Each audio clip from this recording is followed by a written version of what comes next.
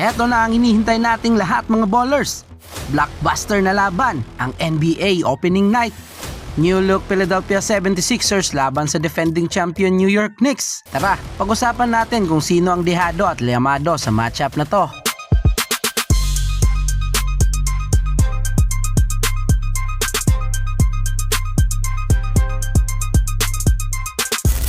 Bago tayo rumekta sa main topic natin mga ballers, isingit lang natin ang LeBron effect na naman. Dahil sa pag-alis ni LeBron sa Los Angeles Lakers, hindi nakasali ang LA Lakers sa opening night. Ang Lakers ay hindi pumapalya kahit isang beses sa mga opening games since 2019. Ngayon, no LeBron, no opening night. Pero may nakaschedule na sa pagbalik ni LeBron sa Lakers sa NBA Christmas Day game, Brownie vs Daddy.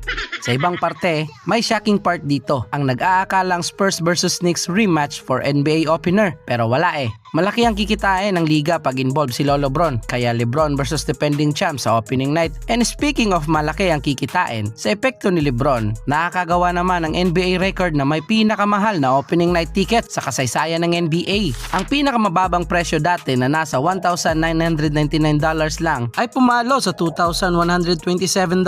Kung i-convert natin ito, nasa around 120k na pinakamura ay nagmahal at nasa around 130,000 na. Mapapamura ka talaga.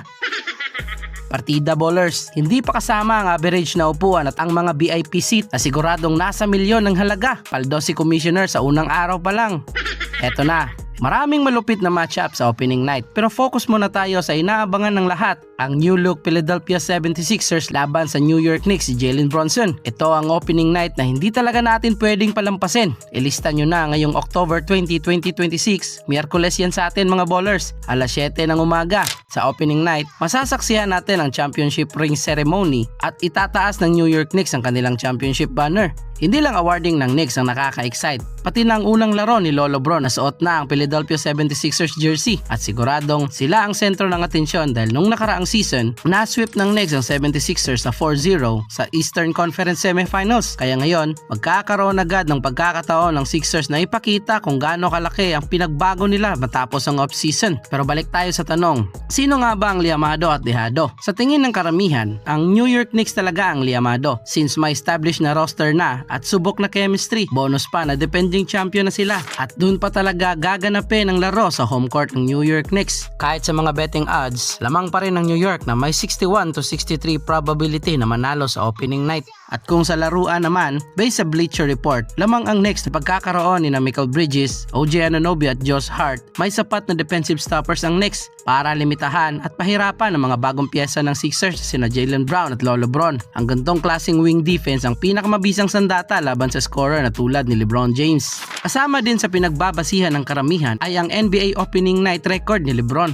Ang Knicks kasi ay nagkaroon na ng dalawang opening night at yung dalawa ay panalo lahat. Kay LeBron naman, kahit siya ang may hawak ng pinaka-highest points sa NBA opening night, hindi maganda ang kanyang team record sa mga unang laro niya sa mga opening nights. Sa kanyang 23 na nakaraang season openers, si LeBron ay may 8-14 losing record. Pero bukod sa mga sabi-sabi ng iba, kung hihimayin natin sa mga aspetong lamang ang Sixers sa Knicks at kung saan din lamang ang Knicks sa Sixers, dito natin malalaman kung sino talaga ang liamado at dehado.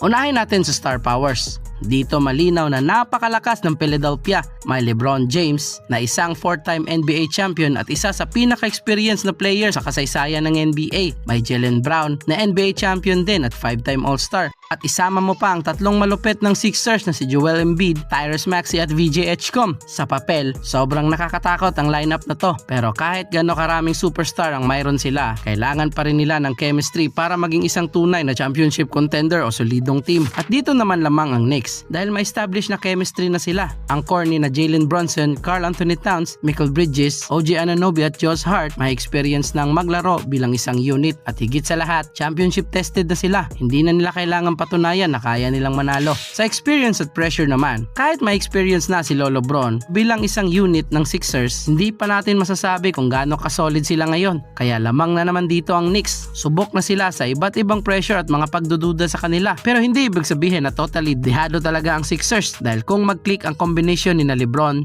Edgecombe, Embiid, Brown at Maxey, ibang klaseng problema ang haharapin ng Knicks. May size, may scoring, may playmaking at may championship experience at higit sa sa lahat, may 5 players na kayang gumawa ng malaking play kapag kailangan. Kung bench naman ang pag-uusapan, dito malinaw na lamang din ng Knicks. May solid na reserba na si Miles McBride, kabayan Jordan Clarkson, Jose Alvarado at Landry Shamet. Tested na mga bench players na to at nasaksihan natin mismo ang mga ginawa nila sa NBA Finals. Dihado talaga ang Sixers dahil ngayon, gumagawa pa sila ng paraan para mas mapalakas ang depth ng bench nila dahil makakaapekto ito lalong-lalo na pag walang starter sa court at magiging butas to o weakness ng team in the long run. Kaya balik natin ang tanong, sino ang liyamado? Kung chemistry at continuity at championship experience ang pag-uusapan, Knicks ang lamang.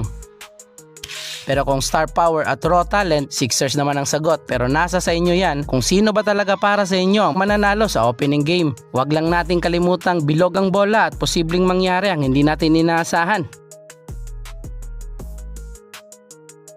Kaya ang tunay na laban dito ay hindi tungkol sa kung sino ang mas maraming superstar. Tungkol ito sa isang tanong, mas malakas ba ang bagong super team ng Philadelphia kaysa sa chemistry ng championship experience ng New York? Dahil sa opening night, ito ang unang pagkakataon na mapapatunayan ng Sixers kung kaya nilang agawin ang spotlight ngayon sa defending champions. Marami pang exciting matchup sa pagsisimula ng NBA season mga ballers. I-click mo lang ang subscribe button at notification bell para updated ka sa mga latest topic natin. Kayo ba? Sino ba sa tingin nyo ang mananalo sa opening game? I-comment mo lang ang opinion mo at ating pag-usapan. And this is Ballers TV.